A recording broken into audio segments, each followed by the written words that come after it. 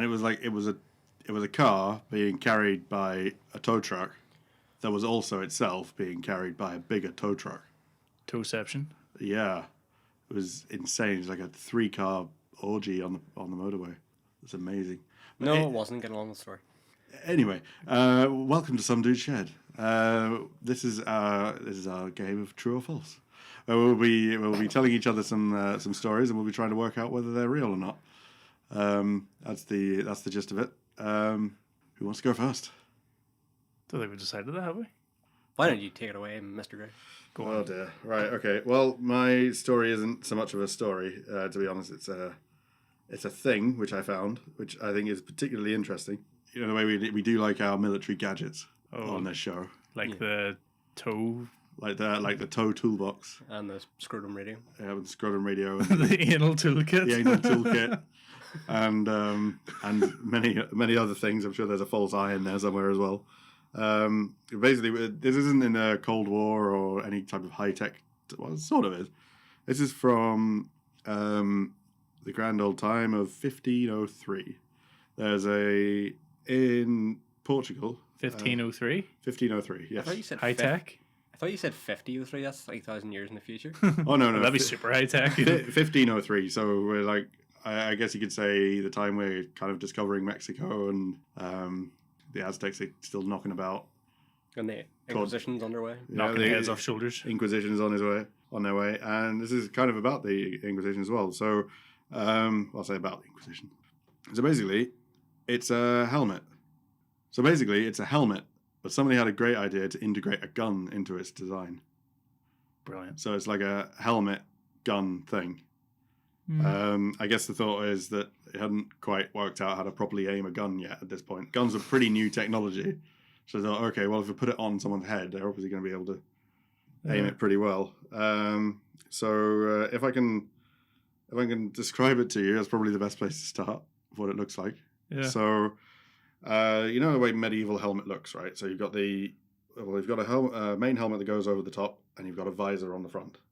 The visor is a full face thing with slits for the eyes and all that. Yeah. But on this one, you've got 4 supports in like an X shape around the front of the visor, right under the eyes. Yeah. And there's space in the middle for a small pipe or gun, basically it looks like a tiny little cannon. Right. And that slots in basically where your nose is. So the gun is right on where your face is, and So you look like an elephant almost. yeah, kind of. But there were a lot of weird looking helmets around, none with a gun, I guess. But and also around the side of the helmet, right? This was the time of the matchlock. If you're not familiar with what a matchlock gun is, it's a match will be a burning rope. Right. And the idea is you put the burning rope on a little arm, and it goes into the powder on your gun. There's a big bang, and the bullet flies out. So that's basically what they had. So there's like a coil of rope around where the ear would be on the helmet, Right. and this goes into a serpentine or a little arm for the gun, basically over the eyebrow. And there's a little lever. There's a little lever that goes kind of. I'm describing places on the face, but imagine a helmet. There's a little lever next to the cheek, and you kind of move the lever. The arm goes down with a little bit of burning rope on it, and it goes into the gun, and boom, you get a gunshot. Nice. I imagine it would sort of knack being on the face. Yeah, there'd be a lot of recoil. Yeah, I imagine this guy had whiplash. Broken nose. I think so. Sadly, though, you'll be very sad to know though that it was never used. Oh. It appears to be it is functional from what they can see. It does look like it would work, but it was never used. It was it's like a collector's item. It belonged to a businessman in Portugal. Right. Portugal at the time. This guy's known to have funded quite a lot of expeditions out in the Indian Ocean. Right. So in Portugal, they would have got very wealthy from all their discoveries, gold and slaves. all those things that they would find. Right. So he had a lot of money to spare, I guess, and he made a gun helmet, or at least commissioned a smith to make a gun helmet. Right. I'm just picturing you're saying, what do you call that thing? The hammer? It's a serpentine. It's not really a hammer. It just holds a bit of burning rope. Yeah. And it just goes into the ash. That's like over one of the eyebrows, so it just looks like he's sort of like raising his eyebrow, you know. Yeah, pretty much. It's like it looks like the helmet's doing a little bit of a questionable eyebrow thing, and then there's a big bang. The rock eyebrow. Yeah, it's. How do you actually fire it though? Well, exactly that. So you have the burning rope on your eyebrow. You pull the little lever on the side of your face. The rope goes down into the barrel, which has a little open bit with the powder in it, and it just shoots. Huh. So it's basically how most of those matchlock rifles would have worked, but it's just on a helmet instead of on a rifle gun, instead of on a stock. Yeah, they're never used in battle. They do theorize. Now the gun part is detachable, so the little struts that hold it in place, they're just there, and the gun kind of just slots in.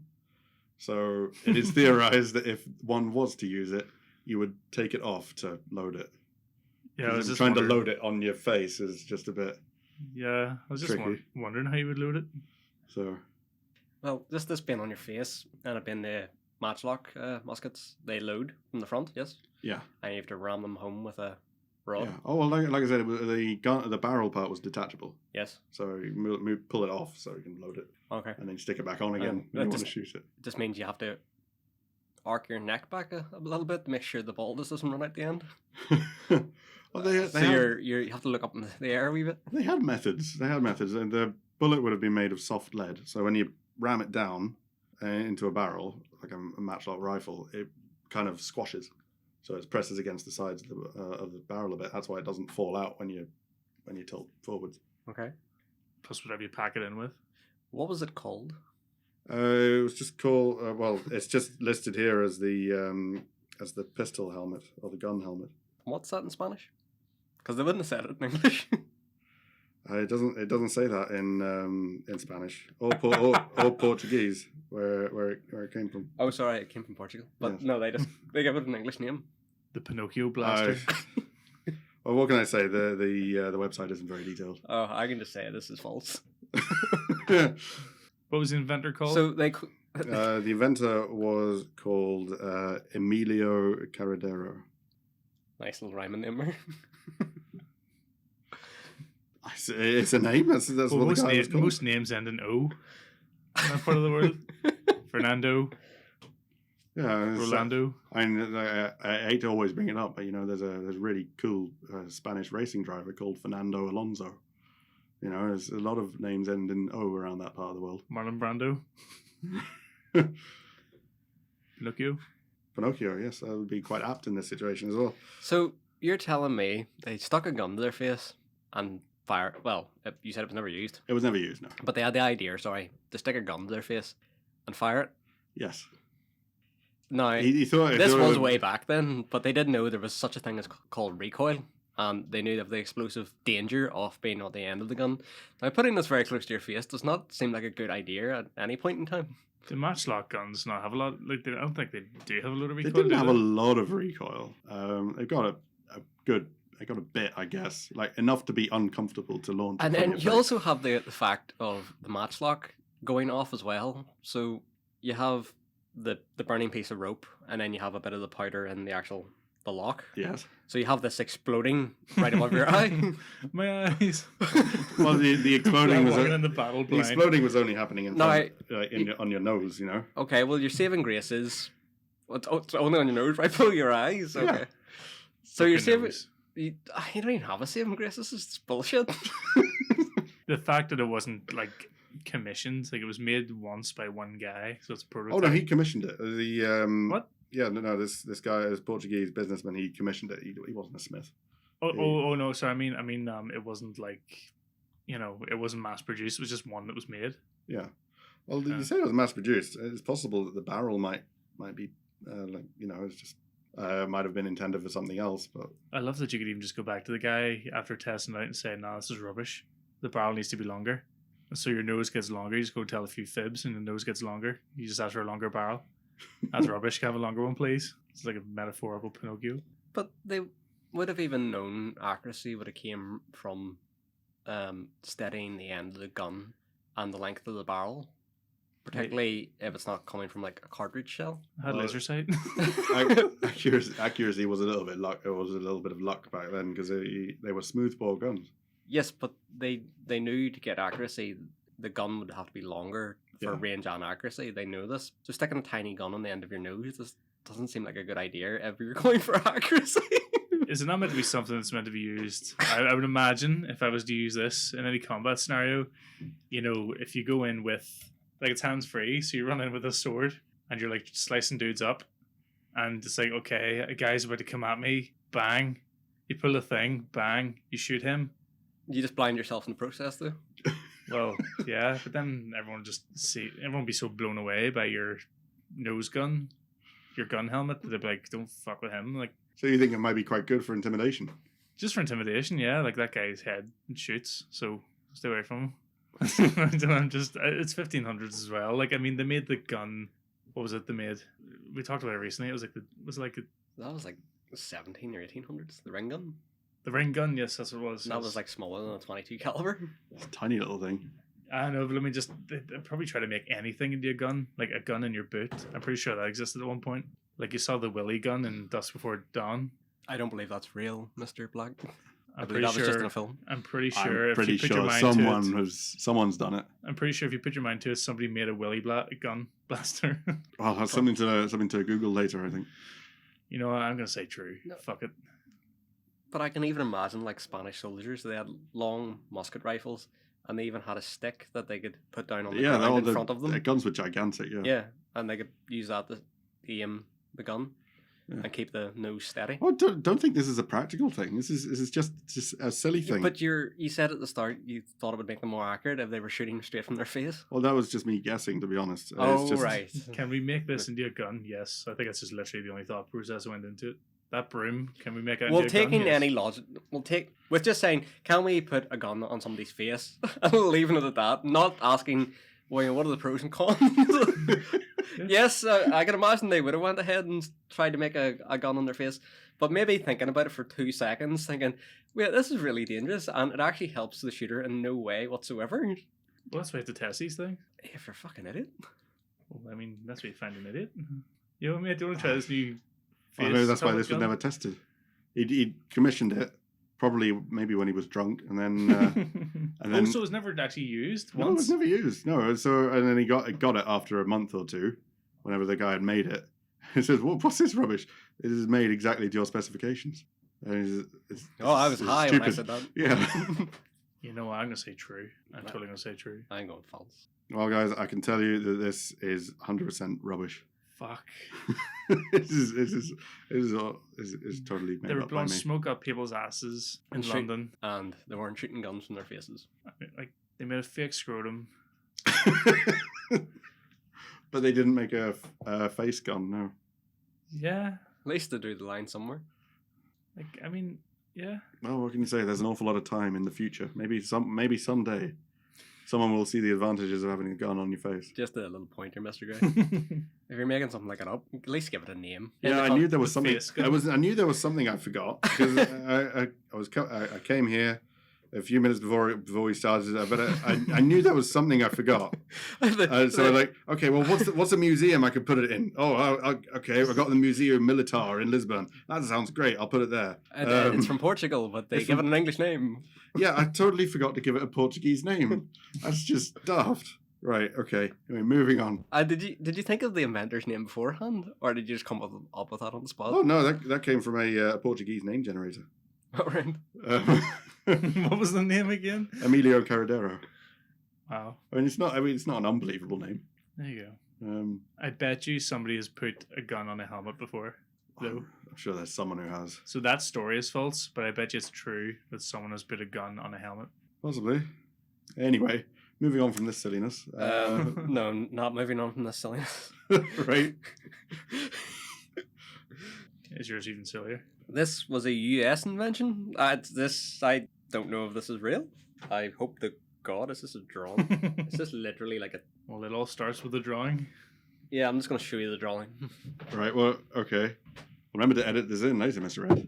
Yep, that's a gun with a helmet attached. It looks really daft.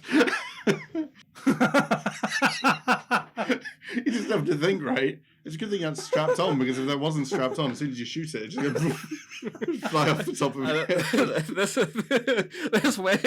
This way I can just break your neck at the same time. Maybe that's just what it's for. If you think you're going to be captured by the enemy, just pull this cord, bang. It's before cyanide pills, you see? Instant whiplash. And That's amazing. just I'll stick an image up on screen, but if you want more, I'll stick an image up on screen. But if you want to know more, just type in Vermont-based inventor Albert Bacon Pratt Albert gun- Baking Pratt. gun helmet. Wow. Amazing. Ah, So, moving on. Mr. Red, would you like to take us away with the next story? Yes, I will. World War One. Nope. World War Two. Yes. Oh my god. Yes, my story takes place in the grand old time of World War II, the Pacific Theatre of War, Oh, lovely. during 1942, Lovely and tropical. the 30th of November, in the Battle of... The Pacific. Oh, this would be named after an island, right? the Battle of Tassafaronga, which is just off Guadalcanal in the Solomon Islands. Lovely. Okay. It was a naval battle involving the cruiser USS New Orleans, and during the battle, it was hit by a Japanese torpedo, which destroyed 150 feet of hull on the bow after the torpedo hit a magazine on the ship. So, by some miracle, the ship didn't explode outright. It just took the front of the ship apart. Right. It killed 182 people, but they were able to salvage the ship, and they were able to get it back to a port in Australia. But you might think it's a bit hard to sail a ship without a bow, Yeah. right? So what they did, they got a load of coconut tree logs. Shut up. Bullshit.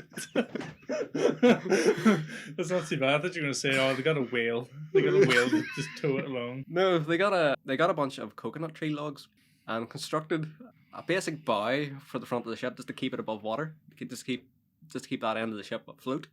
Right. But they had to sail the ship in reverse because, since the bow was only now made of coconut logs, it wasn't going to be very effective against, the water. So they had to sail the ship in reverse back to Australia. And they managed to repair the ship, and it took part in several other battles of the war. Several other unspecified battles. Right. Okay. So, true or false, did the US Navy fix a battleship. with did they fix a cruiser USS New Orleans with coconut tree trunks and sail it back to Australia to repair it, and then the ship came back and took part in the war again? Right. Okay. See, instinctively, I want to go false. But I know if I say false, it'll be true. So I'll say true. But then let's find out more about this first. I would say true because of that. So no, I'll say false. Well, let's find out a little bit about it first. So, whose idea was it? Does it say whose idea it was to find logs to add buoyancy to the ship? Because it also would have taken quite a bit of time to gather all the logs, right? It took 11 days to get the logs. After working furiously for 11 days, the crew of the New Orleans managed to get the ship in good enough condition to sail to Australia for a more permanent solution, repairs. And all these logs, were they just jammed in one of the rooms on the edge, I guess? Or Unfortunately, there's no photos of it that I can find. Brilliant. I've seen photos of the ship destroyed, but I couldn't actually find a photo of the logs in front of the ship. Maybe by the time I put this up, I might have been able to find one. So if there's one on screen at the end, then you'll that's what it looks like. But I wasn't able to find one beforehand. So I just imagine like the way you would put like modern day, you put plastic ballasts at the side of a thing in the water to keep it afloat. I just imagine it's something like that they've done to the bow of the ship. Okay. That's what I was picturing too. Like if there was a way you could do it, it would be you put the logs underneath, and it would just make the back of the ship more buoyant. Right now, not even underneath, just at the sides. Let's go on for either side. Let's go for some numbers. So it's a cruiser, right? Yes. For everybody who's not nautically knowledgeable, how big is a cruiser? I don't know. That's a lot of logs, isn't Are we talking? We'd be talking more than 100 tons, right? Well, basically, cruisers are medium length. it? What do you Medium, mean? oh, okay. Well, imagine how big a battleship is. Quite large. Yeah. Yeah, there's different sizes. Like how big? Like how many football fields? Football pitches? For a cruiser? Would you fit it in a football pitch? I'm going to have to look this up. I have no idea. I was just trying to get an idea, right? Because this is a large military ship, Yeah. so it's big enough to hold a big crew, Yes. and it's armored. So Okay, it's right. gonna I have have- statistics for the USS New Orleans. It's 180 meters. Well, 179 meters. Right. That's how long the ship is. So, what's an American football field's 100 yards? How long is an English football field? I don't know. Nearly high. It's 180 meters. That's the Okay, right. Okay, it's quite big. And for all the Americans out there, that's 588 feet. Right. That's a lot of steel as well, so that's quite heavy. Now, it's had the it front weighs- of the ship it blasted weighs- off. It weighs 9,950 tons. You have any idea why it didn't sink straight away? Well, if it was in near the Solomon Islands and near Guadalcanal, it might have been in shallow water. So it just hit the bottom. Potentially, yeah. See. Cruise. I was going to say But cruise then- ship. If it was only the bow of the ship got destroyed, then they might have been able to do damage control and close been able to close off the flood hatches and stuff. The Titanic doors. Yes, the Titanic style doors. Oh, right, yeah. So they actually worked, maybe. Did you say the front fell off? Yes, the Oh, bow of the ship got completely destroyed. That's And- a big hole. Yes. Yeah, but ships are compartmentalized. So you could lose the entire mid section of a ship, but the bit before it and the back of it, you can seal it off. Oh, man, this is actually really confusing me because Mr. Red sounds like he knows his stuff. Looks like he's reading a lot, able to answer a lot. So cruisers are, compared it to a battleship, it would be a fair bit shorter, wouldn't be as long as a battleship. It would be a lot narrower than a battleship because they're basically support craft. They're meant to be faster, right? Yeah, they'd be faster. They basically be support craft for and anti-aircraft platforms. Mm-hmm. They would be artillery ships to support beach invasions. They would be able to go into shallower waters to support beach invasions to get more accurate fire. So if you know what a destroyer is, it's an even smaller ship again. So it's basically between a destroyer and a battleship size-wise. All right. So it's not. Right, okay. I don't really know how to explain it. Okay, How far away are these islands? It was at some islands, wasn't it? So how far away Um, were these islands from Australia? Solomon Islands. Solomon a Islands, few hundred miles at least, maybe Mm. 1,000 or two. A few thousand, I believe. And they towed it the whole way back. No, it's way back under some power in reverse. If you're looking on a map, Solomon Islands aren't far from Australia. Yeah, it doesn't look far, but No, it doesn't. It it's- doesn't look far on a map, but you're looking at Australia It's, scale. it's far for a fucked up ship. I'm gonna Yes. say a few thousand miles. Mm. I'm going to say false. I'm going to say false. But it was a good effort. And if this is true, might consider not playing this ever again. I'm gonna. I'm on a horrible streak. I've got every single one wrong for like the last 3 weeks now. Yeah, it's 3,280 kilometers between the gosh. Solomon Islands and Australia. For anybody listening in America, that's a bloody long way. Yeah, it's 2,039 miles Okay. in so reverse. Coconut logs. With a hole. It's basically with its nose missing, with coconut branches or logs Did holding they, it up. did they fire the guns forward so they can go faster the other way? I don't know. I'm just gonna say false on this one. Yeah.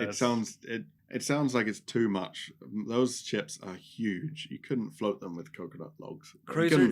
You find a whole forest of logs, you wouldn't be able to float. Oh, Cruisers aren't as big as you're probably imagining. They're It's still, 180 meters long.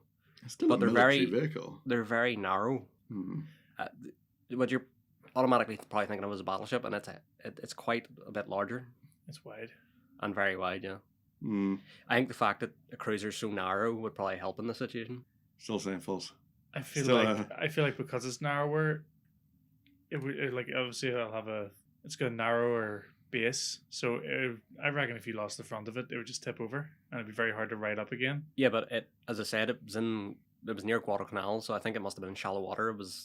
If it did go down, then it would only be in it'd be easy to recover again. You really want us to say true, don't you? You really do.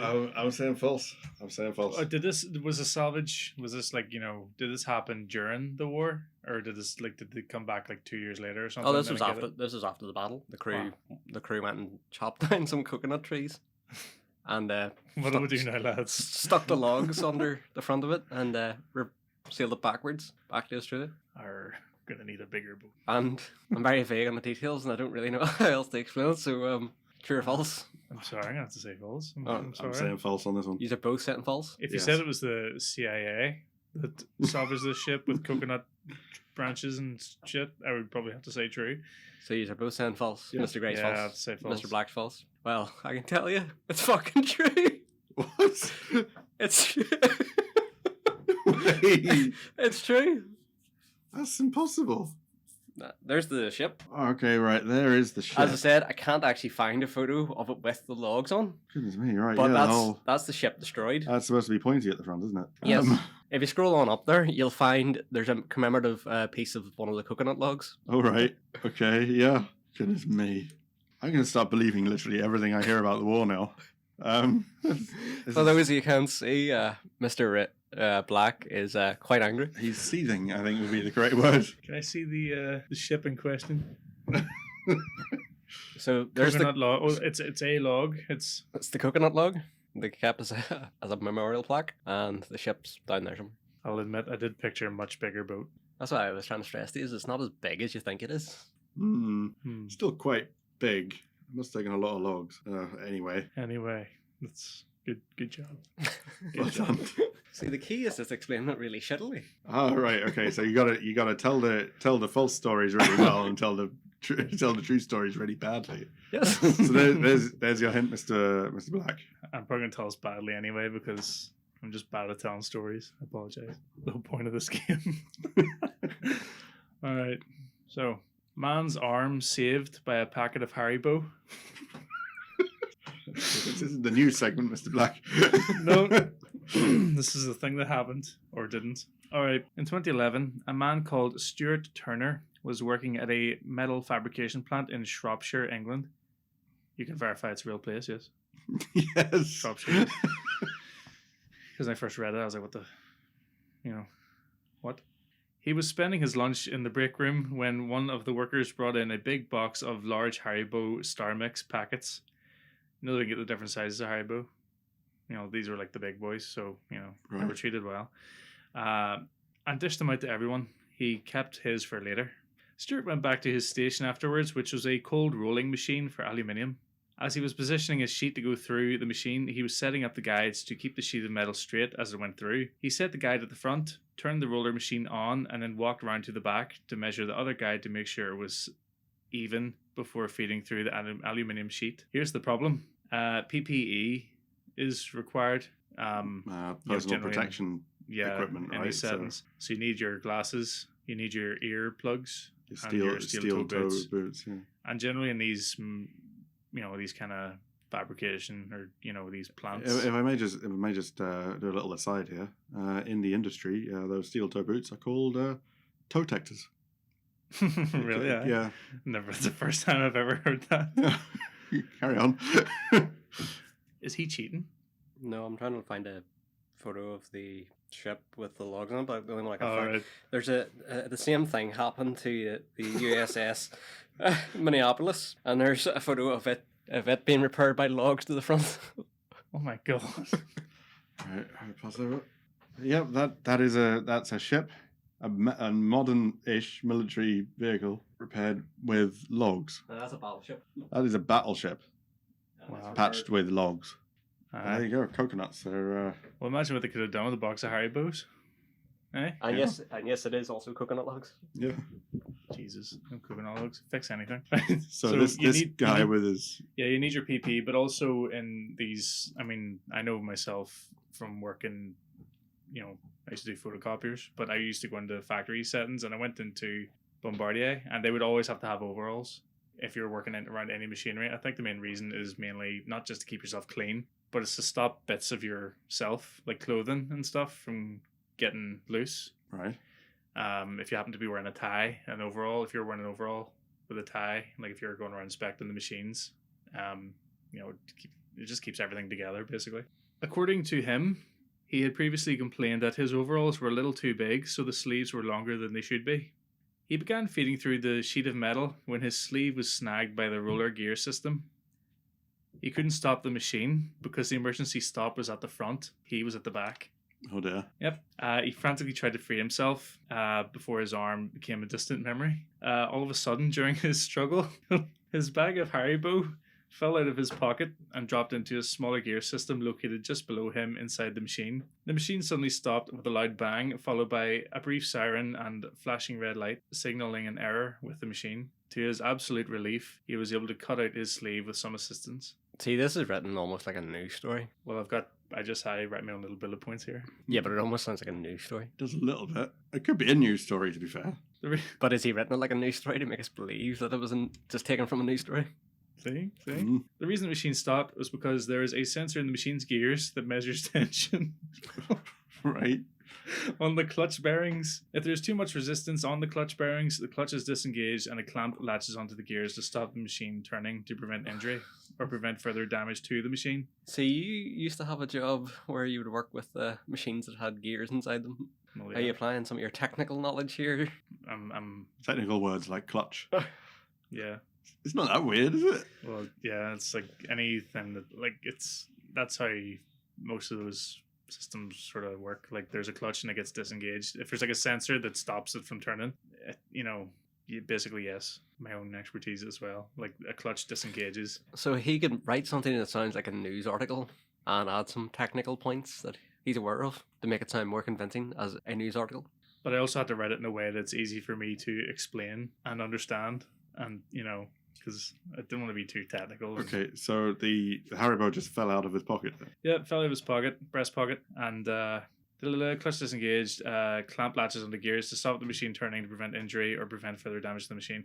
On a brief inspection, the bag of Haribo was seen wedged between two gears, causing the jam in the machine. He was reprimanded, however, for damaging the machine and not following proper safety procedures, as he was supposed to feed metal through from the front where the emergency stop is. That makes sense. And his overalls weren't done up the whole way. You are supposed to be, operating the machine where the emergency stop is. That's why it's there. Yeah. But so how was he doing it from the other end anyway? Yeah, that's what I was about to ask. If it's to bend metal, right? Yeah. So the rollers need to be moving in a certain direction. Well, you can look up cold rolling machine. Hold on, But I know how these work because there's like a it's a conveyor belt that you feed the metal through, and You there's guys can- either side. You can do it from the other side, yeah. Now I But- think about it. But you're not supposed to do it from that side because that's the whole point of the emergency stop at the front. And you're allowed to go behind, and you can go behind to the front, or else you can go to just one side entirely. But there are guides on either side, so you can measure from the outside if the guides are even. Because if you feed in a lump of metal like wrong or slightly askew, it's going to bend weird and not the way you want. So Did it give the guy's name? Stuart Turner, I said, wasn't it? Yeah. Did it give his age? No. So usually in news articles, they give the guy's name and age, Stuart Turner. but not always. Yeah, but what was age matter? No, it's just sometimes they quote the age in news If he was articles. 8 years old, that would be weird. No, it's just sometimes they quote the age in the news article. He's probably somewhere between 30 and 60. 20 and 60. He's No, it's just I don't care what his age actually is. It's He's just of sometimes working in a age. news article they quote the age. See, I think he's written this in the style of a news article to make it more believable. Right, okay. So why was he given the Haribo again? Just as just a guy came in and just dished them out to everybody. was he like a health and safety guy? Well done for keeping everything clean and shiny and safe. No, I think it was just a guy brought him in. Like, I don't know. And he's like, "That's Um, all well and good. Can I have my overtime pay, please?" No, it wasn't, I don't think it was even a boss or nothing. It was just like a guy came in. Oh, I got a big box of Haribo, lads, and he must have went to like a wholesalers or something and just got them. Like we did in our work all the time. Like some people come with a big bag of stuff from Tesco's or And just do it. Like what happened again that he had to shove his arm into the machine? he was feeding the metal through, but his sleeves were too long and the overalls. And how long had he been working at that job? Don't know. I guess This is something that happened. his overalls didn't. were in the wash then, I guess. His normal overalls, which would have been to the appropriate size. Well, no, he previously complained that the overalls were too long. Right, okay. Okay, so Haribo just fell out of his pocket, just So happened to land in the he was gearbox. he was reprimanded. Yeah. Right. for using the wrong end of the machine. Using the wrong. But Yeah. you said you can feed it in from both ways. You need two Well, people. physically you can, but you're not supposed to. No, there's, I can there's imagine how easy it access works. from the back of the machine, just so you can measure where Oh, how far along the guide's sitting. That's what you need access for, but you're not supposed to feed it in from the back because there's no emergency stop. And 9 times out of 10, those machines as well, or any industrial machine, the emergency stop is actually a foot Mhm. pedal. It's like a big red button you kick with your foot, and the machine stops. Is either that or there's quite a lot of them actually just a massive red button with a yellow box in the back of it. You like hump it and stops. It's like waist height or something. You can hit it with your hip and it stops. But again, a metal bending machine. Were these like sheet metal? Yeah, it's like a sheet So metal it goes through aluminum. 2 rollers. Cold rolling machine. Yeah. Okay. But would they not be spinning in one particular direction? Well, But they're just there's- going to push the metal back out if you're putting it in the wrong way with it. Well, no, from the pictures I saw, you're feeding it through, and there's a top roller that's rolling from top to bottom. So it'll just say, if you're looking at it from the front, it's turning clockwise, the top one, and the bottom one is turning anti-clockwise. So it then sucks the metal through. But one of them, I think, to shape the metal, the top one, if you're bending the metal upwards, like to curl it, the top one rolls slightly slower than the bottom one, and that gives it like a bend. Mm-hmm. You know what I mean? Mm-hmm. I think that works out. I don't 100% know, but but the business is how they work. It's just 2 rollers and they both turn the exact same if you're just feeding it through straight, or if you want to straighten it, or you can't put a slight bend in it. I'm assuming that's how it works. But I'm just trying to draw a picture. Like, that's what it's like, 2 rollers, and you're feeding the metal through, and that's why it needs to be straight. Just type in, Google cold rolling machine. You have my permission. Cold roller. Cold rolling machine. Cold rolling machine? Yes. No, called a cold roller, I guess, because you don't have to heat anything up. Yeah. So yeah, it's a massive roller. Yeah, if you got stuck in that, that would be your arm gone. And probably the rest of you, unless you could get away. Yeah, I'm seeing some gears on the side of it as well. It's pretty impressive that a bag of Haribo managed to stop it. Well, no, the Haribo fell into the machine. Yeah. Like, not like in the machine, like not on the machine. Like, it went in. To the gears, yes. Yeah. I'm gonna say true. It kind of sounds like one of those lucky escapes. What are you doing?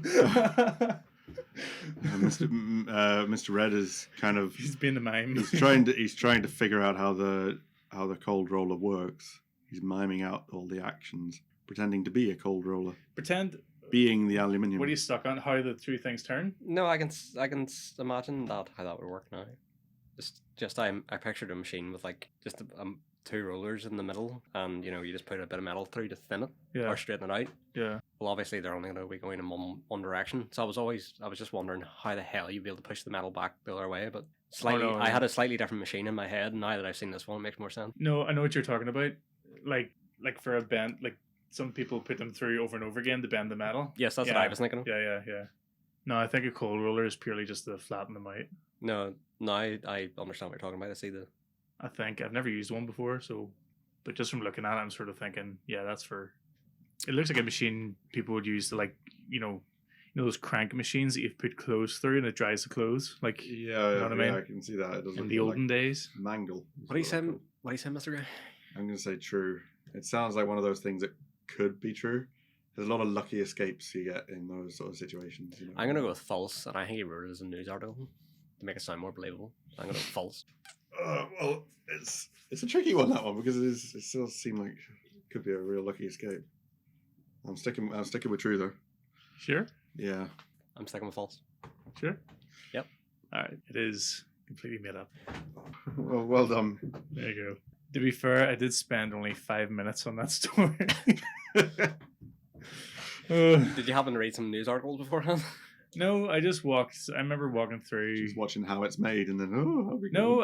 I walked through like a metal fabrication place before. Again, just going to fix a photocopier, and I saw a guy using a machine like that, and I just thought it would suck if he got sucked into that. You know what I mean? And I just remembered it the other day, and I was like, oh, this would be, yeah, bag of how would you say it? A bag of Haribo saved them. Okay. So I was right whenever I said you applied some of your technical knowledge just to make it sound more believable. Well, yeah, because if you were to drop a bag of Haribo into a photocopier, it would jam. Yeah. And I was like, well, surely you can do that. Yeah, with but you're a like, machine. there's a tension sensor. Photocopy. But you're like, there's a tension sensor. Hmm. That was one of the technical aspects I was referring to. I once I've seen some amazing things inside photocopiers. Some amazing things. Oh dear. Yeah. One of the best things I saw was a CD. A CD Compact disc, yeah. just inside. Did they think that's how you copied it? It's like I want to make a copy of this music. No, it's just there was where the tray we put the paper in at the bottom. Yeah, Well, there was a CD lying on top of it, and it got sucked up with a sheet of paper. for goodness sake. And there's like a thing. It's like a laser printer, so there's like a really hot unit inside it. And basically, what ended up happening was the CD gets sucked up inside that unit, and it was so hot it actually melted and bent the CD around. Wow. Yeah. Well, on that note, And on that bombshell, on that last print, I think it's time to end. Before we go though, just if anybody out there has ever been sucked into an industrial rolling machine, please let us know. We'd love to hear about your experience. if you survived. Assuming you're alive, yes. Yeah. If you're ever saved by some, Bag of Haribo. yeah, or if you happen to just if you have like a miraculous survival story with some heavy machinery. I can't imagine, but I don't imagine like a Cadbury's bar working in that scenario. No, I suppose it depends how thick it is. Double decker would stop the machine. Yeah, well, a double decker would definitely stop the machine. Mm-hmm. It's all thick and Certainly wouldn't be able to do it Plastic. with a curly whirly. That breaks straight Nah, away. that'd be shit. You'd be dead. Your arm would look Yeah. like a curly whirly. I mean, if you're going into battle, you don't want to take a curly whirly with you. Nah. Curly whirls are shit anyway. Mm. It's stuck in your teeth. You move away from confectionery, though. I can imagine like you could easily jam an industrial machine with like a good bit of stale French bread. Yes, good. You bring an entire factory to a stop with one of those. anyway. And on that note, goodbye, everybody. Bye. Adios.